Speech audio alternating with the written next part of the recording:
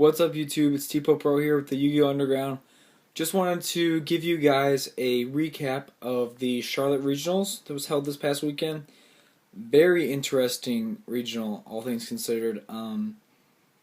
Just very different. Of course, it was the first regional post Shadow Specters, so a lot of different decks have kind of gotten some more support. We see Ghost Tricks, that mat looks amazing. Noble Knights are a little more at a tier 2 level at this point.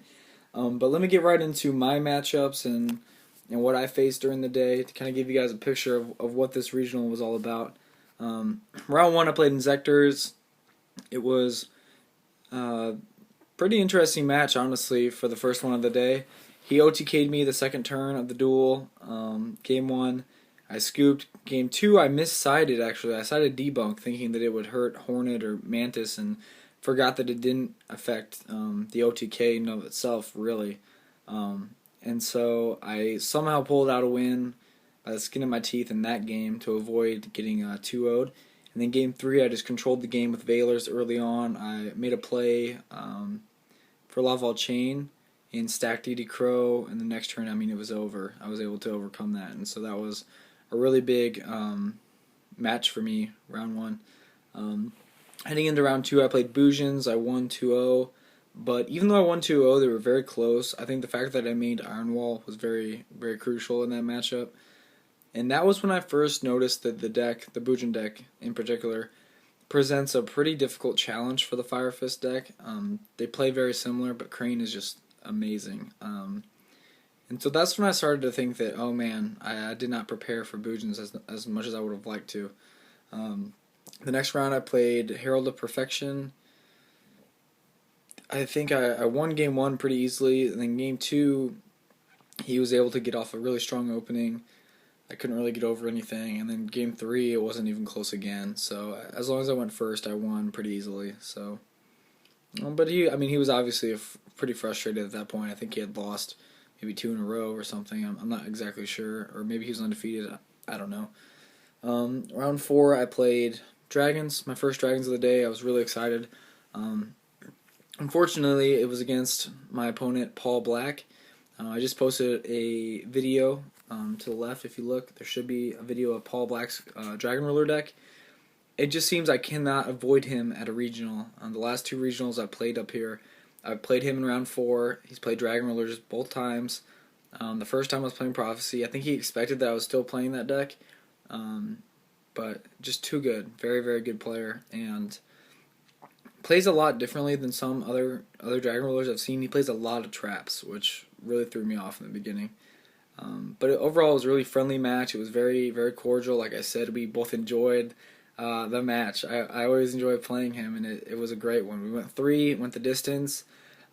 He won in like turn 3 of time. He pushed for game, and I didn't have any answers, so great match. The next round, I played an interesting Chaos deck. I think it was like Lightsworn, Malicious, something or other. It wasn't close, I'll be honest. I 2-0'd him in probably 4 minutes. So that was easy. And then I guess for some reason Bujins just had my number today, because the next round I played Bujins again. And so at that point I was X1. I lost that match. Crane was just too good. I mean, he would lance me. I also had a critical misplay in game 3. I was going about my moves and had forgotten that earlier in my moves that turn I had lanced my bear, and so then whenever I attacked him thinking that I had a change of momentum, I completely forgot that I had lanced him. So my Tensen, he was unaffected by Tensen. I ended up losing that match. It was a huge misplay. I think it was one of my only misplays of the day, honestly. So yeah, that was frustrating. And then round 7, sorry. I played Bujins again, so I played back-to-back Bujins. I felt comfortable until I saw my opponent, Raymond Chi. And you guys who know him, he goes to my locals.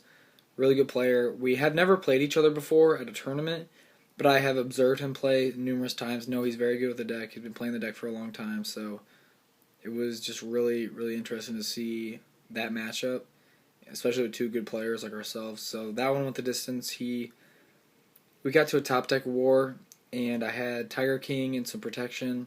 Felt pretty good, but I knew I wasn't going to draw any monsters anytime soon. and so I was beating over his Yamato.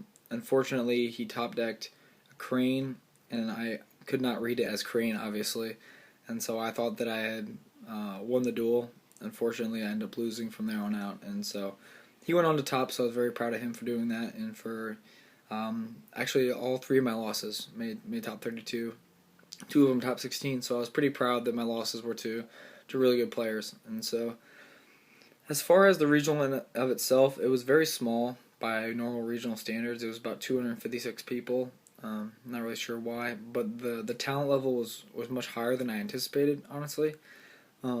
As you guys know from our video coverage, Patrick Hoban was there, the Leverett brothers were there, Desmond Johnson was there, Paul Black was there, I was there, Raymond Shee, Carlos was there as well.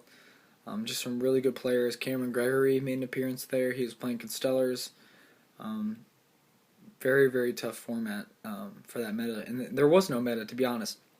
To report back to you guys, especially those not on the East Coast, there were maybe 5 to 7 dragons, and all of them topped, but just not very represented as far as the deck's concerned. The main decks were, it was about 50% of the field was Bujins, about 30% were Fire Fist, including myself. Then there were some dragons, and then there were quite a surprising bit of mermails, actually. A lot of them in the top 16. Some in the top 8 even.